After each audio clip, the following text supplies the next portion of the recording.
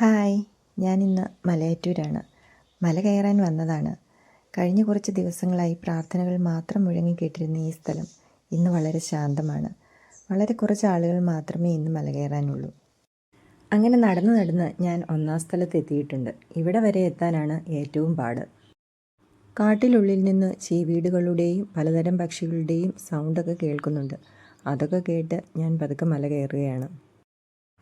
എൻ്റെ മലകയറ്റം കണ്ടാൽ ഞാനിപ്പോൾ മുകളിലെത്താറായെന്ന് തോന്നില്ലേ? എവിടെ 1 മണിക്കൂറായി കയറാൻ തുടങ്ങിയിട്ട്.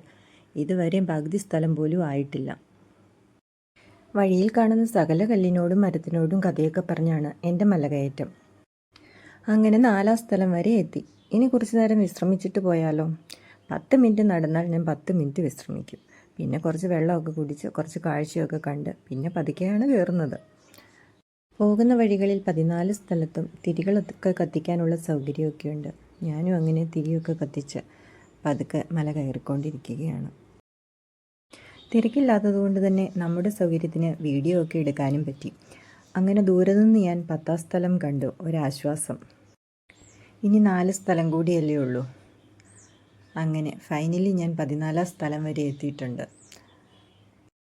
ഞാൻ 2 മണിക്കൂർ എടുത്തു ഇവിടെ വരെ ഒന്ന് എത്തിപ്പെടാൻ. ശരിക്കും എങ്ങുമൊന്നിരിക്കാതെ ഒരു തുള്ളി വെള്ളം പോലും കുടിക്കാതെ ഈ മല കയറി വരുന്ന എത്രയോ മനുഷ്യരുണ്ട്.